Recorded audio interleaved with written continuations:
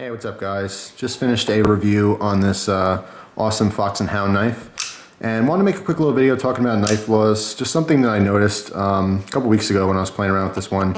This has a, I didn't mention the review, in case you watch the review and you happen to be seeing this. This does, compared to these other two knives anyway, it does have a weaker back spring. Alright? In other words, the bar that's in here, might be hard to see, but there's a bar that flexes. That's what gives you your spring tension, is either on a different angle than these, or the material, the metal that bar is not as strong. Whatever the reason, it's a slightly weaker spring. So in other words, it's a lot easier. We do this test, you know, with a lot of folders. The pinky and thumb test. Grab the blade. If you can easily bring it out, that's fine. If you have a hard time, like you can't pull your blade out like this, it's too stiff, oil it up. You know, if you have the possibility, loosen up, stuff like that. But it's very, very easy to take this out. And I know that because it has a weaker back spring, as opposed to say this Trade, which is, I can still open it, but I can tell it's just much stronger of a back spring, keeping tension against the spine of the blade, not wanting it to come out. And same deal with the Case Mako. Extremely smooth. Out of all three of these knives, again, didn't want to add this to review to make it unnecessarily long, but just while we're talking about it, as far as these three knives, best lockup of all of them, best performing steel of all of them, and also the smoothest of all of them, the Case. But anyway, price should reflect that. They're all about the same price. This is about a $20, $25 knife. The Case goes for about 40 bucks, and this goes for 50. But again, you're getting the Damascus and Stag on this one. So if you take this away from that, I believe you can get these for about 20 bucks with just a plain wood scale and regular stainless blade. But anyway, nothing to do, just me rambling about knives. What I wanted to talk about is some knife flaws again. I'm not going to beat a dead horse with this. We all know, if we're into knives, knife flaws are stupid. You may argue, you know, that the gun laws, you know, if you're overseas and you don't like guns or have no interest in guns, and people in America, we make YouTube videos about our gun rights and our freedoms, and some people don't get it, like, that's fine. You don't have to get it. It's not part of your specific lifestyle. It doesn't affect you personally, so you just kind of like, oh, why you and your Americans with your guns? But let's put all that aside for a second. We can all agree knife laws are stupid. They are quite stupid because they don't serve the purpose that they're originally intended to.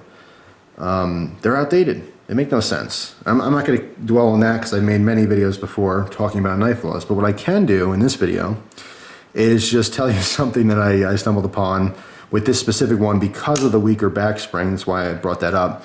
Is that if you were to angle this knife down like this, and you can do this on some of your cheaper lockbacks, and you depress your lockback. Now when you push this in, what you're doing, and I mentioned this in the review how the lockbacks work, just a quick overview of it, but you're releasing the tension on the back of the blade. So like this, by design, it's not going to open very easily, so they don't open in your pocket, right? If I depress the lock, it allows that blade to kind of swing open a little bit, right? Now if you angle this right and let gravity pull that blade down, you don't even have to kind of, if you flick it, it works a lot easier, but if you get it just right, it will fully open and lock. So what did I just do? I just opened this blade into the full open lock position by depressing a button. Is this an automatic knife? Nope. Just another example of why knife laws are ridiculous and stupid. By definition, if I were to show that to someone in court, they may presume this knife is an automatic knife by definition, and it should be illegal because it's extra dangerous. By the way, not a lot of guys do this. If you have a lockback knife, what do you tend to do? Most of them, if not all of them, they have a nail nick. Okay, that's a nail nick. Why is it called that? Because you use a nail to open your blade. A lot of times these are old, rusty, you know, stiff. They weren't maintained very well. People don't oil them. So sometimes you'll end up using your fingers as opposed to your nail because you could just break your nail right off. Use your fingers. Generally speaking, if I hand this knife to anyone, they're going to go like this and they're going to open it with two hands. Right? Makes sense. Lockback knife. I do it sometimes. But there's many, many ways to open a lockback knife. By depressing the lock, the reverse grip, okay, pushing this in, again, you're releasing that tension. You could swing the blade halfway open, change your grip, flick it the rest of the way open if you want to. Just like that. Switch your grips, and you're ready to go. But what a lot of people don't do is open it like it has a thumb stud. I never see people do this unless, the one caveat to this, they're an old timer. If I see a guy in his 50s or 60s and I give him this knife, a lot of times they'll go like this to open it because that's what they did with their knife. All you're doing is you're putting pressure from the blade against the interior of the liner. All right? Because of that tension, even though there's no thumb stud, there's no opening hole, there's no cool flipper. You know, if you're new knives, you see all these features. Nope, plain Jane, old knife.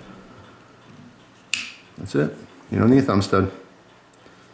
Be creative. There's a lot of different ways you can open your knives. Play with them safely, don't cut yourself. But just something I thought I'd mention is a stupid knife law thing, and show you a couple different ways to open your lockbacks. Just like any other folding knife, you can do this with your new age tactical knives too. You know, you may not want to get a fingerprint on your fancy custom folder, but if you don't care about that, push your blade against your liner and use tension to open it, thumb stud or not. So if you happen to have knives out there like this, or who knows, maybe you have knives with flippers on them. A lot of knives by design with the flippers, they do not have thumb studs unless the thumb studs serve as a blade stop of some kind. Generally speaking, they won't. And if you're a thumb stud guy and you're just not used to that or just don't like doing that, you can always just push your blade and open it that way. So a couple little tips, some random knife ramblings, I suppose. That's it. Just wanted to make a video talking about that stuff. But I love these old knives. I really do. I want to do some more videos. I mean, I have reviews on some more like newer knife models and stuff that people are waiting for reviews on. But I have plenty of older knives I want to do videos on. And I really have an interest in doing more videos on case knives. And not just case, but specifically slip joints, different patterns, their original purpose, the history. I think a lot of people find that very interesting. You know, half of you knife guys over here, you're like, show me the brand new Hinderer, and I want to see that cool new custom. And that's cool. That's your thing, right? And the other half, kind of like the educational part of stuff. I like exposing some of the older things.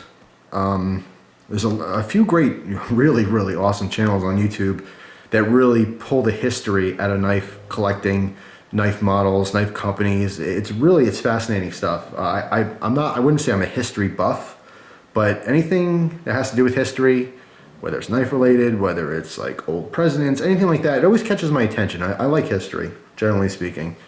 And I like to educate some of the younger people who are just getting into knives. If you're just hitting the knife scene now, you may have never even seen a knife like this. You know, you're not even used to it. It's kind of like, it makes me feel old, but even like, you know, kids, they grow up now and everything's MP3s, you know, you don't even, like a CD, what's a CD? And that like blows my mind. Because I remember when I was a kid and, you know, my family, my dad used to joke around like, oh, I bet you don't even know what an 8-track is. I'm like, what is an 8-track? You got to get with the times. Get yourself some cassette tapes, Dad. And it's like, what? And it's seriously like, it is mind-boggling. Technology advances. And, you know, same thing with knives. These old knives, some young kids, if you're like 13, 14, you pop on YouTube, you start getting interested in knives, and what do you get exposed to? New age tactical knives, frame locks, liner locks, you know, cool Spyderco compression locks, and blah, blah, blah, blah, blah. And no one ever shows you this stuff. You know, maybe you don't have a grandpa that's sitting in a rocking chair whittling something on the porch to show you this knife. So that's my job now. And I will very happily take up that position. All right, I really am rambling now. But I love knives. I can just sit and talk about knives forever. And it's funny because I have a couple friends who, like in real life, outside of the internet, we talk on the phone sometimes, or you know, talk in person, and I'm talking about knives, and they're like, "I just get sick of this." Like, no, I really do like knives. It's not some kind of a show I'm putting on. It is. I have many, many hobbies. I am a man of many interests, but knives will always be my biggest passion. Said it before, and I'll say it again. I love me some knives. I'm a cutlery lover. I love cutlery. So that's it. Taking off. I got some a lot of work to do and stuff, but I will try very hard to put out a lot more videos for you guys. So in the meantime, hope you enjoy the rest of your day, and I will see you soon. Take care.